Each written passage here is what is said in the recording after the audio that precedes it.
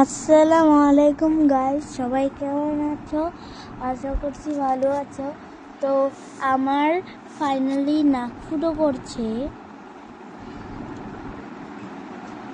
দেখো, আমি কিন্তু একদমই ব্যথা পাইনি নাক ফুটো করার সময়, কারণ আমার নাকটা পুরো পাতলা ছিল, এর জন্য বেশি ব্যথা লাগেনি।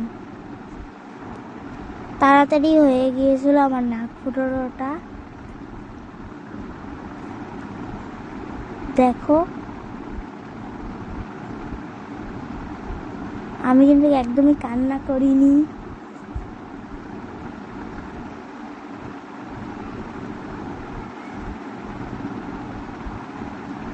এ দেখো, এখন ফুটোনোটা হয়ে গিয়েছে।